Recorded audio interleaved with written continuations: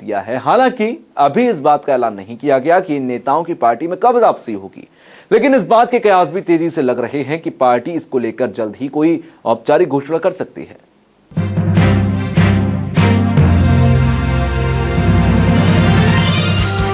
UP जैसे जैसे चुनाव की ओर बढ़ रहा है, वैसे वैसे समाजवादी पार्टी में सब कुछ सामान्य होता दिखाई दे रहा है। चाचा भतीजी की लड़ाई से जो दरार पार्टी में आई वो भरने लगी। दरार भरने की शुरुआत पार्टी में रामगोपाल यादव की घर वापसी के साथ हो गई। रामगोपाल को पार्टी से 6 साल के लिए निष्कासित किया गया था, लेकिन महज 25 दिनों में उनकी घर वापसी हो गई।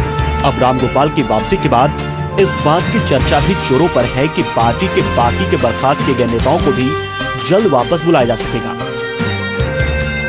अब रामगोपाल की वापसी के बाद इस बात की भी चर्चा जोरों पर है कि पार्टी के बाकी के बर्खास्त किए गए नेताओं की भी जल्द वापसी हो जाएगी। खबरों के मुताबिक शनिवार को कुल 7 बर्खास्त नेताओं ने पार्टी अध्यक्ष मुलायम सिंह से मुलाकात कर उन्हें माफीनामा सौंपा।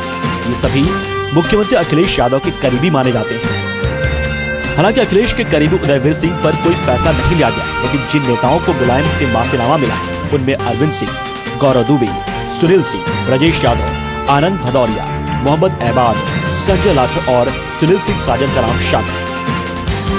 ऐसा माना जा रहा है कि युवाओं की तरफ से माफी मांगे जाने के बाद मुलायम ने उन्हें माफ कर दिया है। हालांकि अब इस बात का ऐलान नहीं किया गया है कि इन नेताओं की पार्टी में कब वापसी होगी, लेकिन इस बात की कयास तेज है कि जल्द ही पार्टी इसको लेकर कोई औपचारिक घोषणा कर सकती है। सबसे बड़ा सवाल ये है कि जब सबकी घर वापसी हो रही तो उदयवीर की घर वापसी कब तक होगी। हालांकि उदयवीर का मामला थोड़ा अलग है, इसलिए कोई भी इस पर खुलकर कुछ नहीं बोल रहा है। लेकिन अखिलेश खेमे के जिन नेताओं को चाचा शिवपाल ने निकाला था, अब उनकी वापसी तय हो गई। वहीं सपा के नेताओं का दावा है कि सपा में अब सब कुछ ठीक है, लेकिन क्या वाकई में पार्टी और परिवार में ऑल इज वेल की स्थिति है? इस पर अभी भी सवाल बने हुए हैं। पहला सवाल है, क्या रामगोपाल की वापसी के बाद शिवपाल की भी मंत्रिमंडल में वापसी होगी?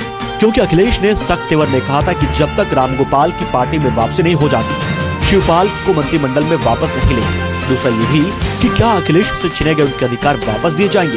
लेकिन फिलहाल चुनाव नजदीक है, ऐसे में सब कुछ ठीक है या फिर दिखाने की कोशिश की जा रही है और इन चीजों को पूरी तरह से खत्म किया जा रहा है, जिससे पार्टी में कोई मतभेद की स्थिति उत्पन्न न हो। JK 24/7 न्यूज के लिए अवनीश यादव की रिपोर्ट।